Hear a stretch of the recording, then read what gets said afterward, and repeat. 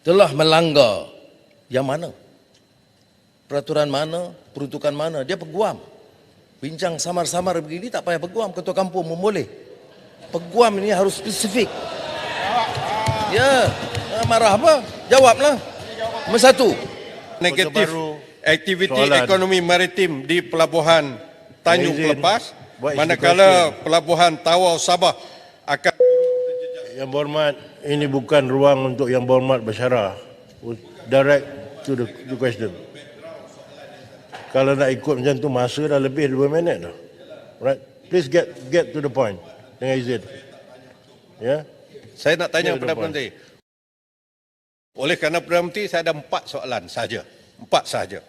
Yang pertama soalan saya, adakah langkah yang diambil oleh Yang Berhormat Perdana Menteri dalam hal ini, iaitu menandatangani perjanjian dengan Jokowi, telah mengambil kira pandangan pihak yang berkepentingan, interested parties, khususnya Kerajaan Negeri Johor dan Kerajaan Negeri Sabah, dan jika ada konsultasi atau engagement itu, bila dia dibuat? Soalan pertama. Soalan yang kedua, sekiranya kerajaan tidak mahu lagi menggunakan pakai nasihat pakar-pakar maritim yang saya sebutkan tadi, saya mahu tahu, adakah sekarang ini kerajaan mempunyai penasihat baru di dalam aspek maritim yang dirundungi oleh pihak kerajaan? Jika ada, sila nyatakan siapa penasihat baru ini. Yang ketiga, dalam membuat keputusan menandatangani perjanjian berkaitan dengan Indonesia, adakah kerajaan mengambil kira asas garisan sempadan antarabangsa seperti yang ditetapkan oleh Konvensyen Antarabangsa Undang-Undang Laut seperti yang disebut oleh Yang Berhormat tadi, tapi khususnya Fasal 121 yang mana kita yakin kita Malaysia mempunyai merit dalam tuntutan ini. Tak perlu bincang, tak perlu kompromi. Kita ada merit sebagaimana keputusan ICJ dalam kes Pulau Sipadan dan Pulau Ligitan. Dan yang keempat, ini juga penting Yang Berhormat, apakah sikap kerajaan Malaysia terhadap tindakan negara Singapura yang telah menyatakan persetujuan dengan Indonesia mengenai sempadan maritim dalam kawasan yang mana Malaysia juga mempunyai tuntutan dalam kawasan yang sama, iaitu dalam kawasan 3 batu nautika daripada pantai Johor. Itu 4 soalan saya. Terima kasih Tuan Yang Dipertua. Terima kasih Ketua Baru. Apa dia soalan Ketua Baru? Ramai berpandangan. Pakar maritim. Siapa yang pandangan? Pakar mana yang dibicarakan? Ya. Kemudian telah melanggar yang mana? Peraturan mana? Peruntukan mana? Dia peguam. Bincang samar-samar begini tak payah peguam. Ketua kampung pun boleh. Peguam ini harus spesifik. Ya, marah apa? Jawablah. Nombor satu. Apakah pandangan pihak berkepentingan?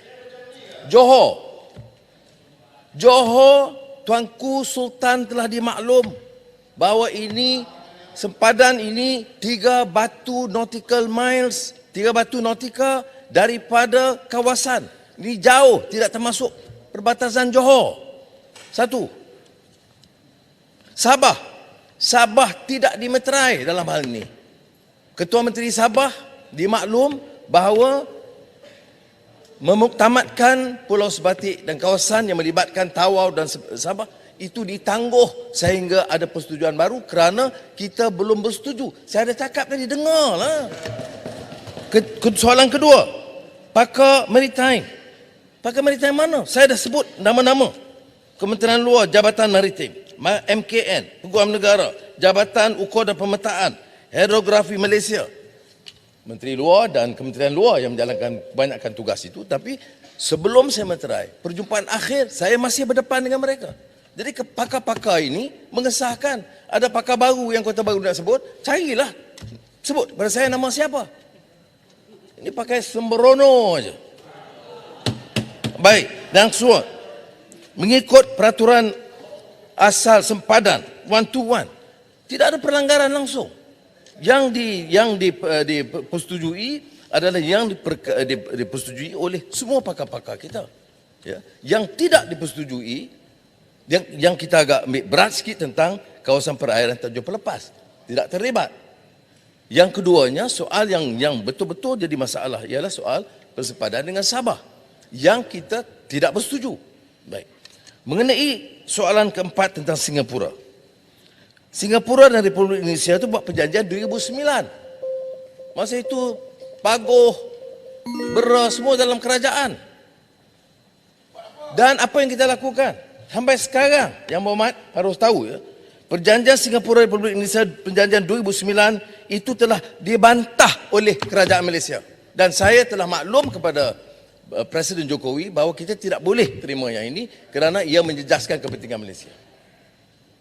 Baik. Jadi penjelasan saya, empat soalan ini itu hanya digunakan sebagai ruang politik murahan. Sebab mana mungkin, ya kalau disebut, ya pakar mana, sebut pakar mana. Perjanjian mana yang dilanggar, peruntukan mana yang dilanggar. Kawasan mana yang diserah kepada Indonesia yang mengabaikan kepentingan kita.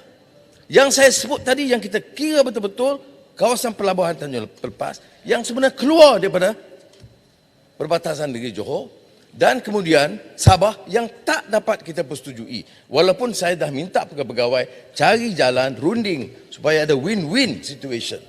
Ya. Saudara sebut tentang sipadan ligitan. Sipadan ligitan itu tengok rekod.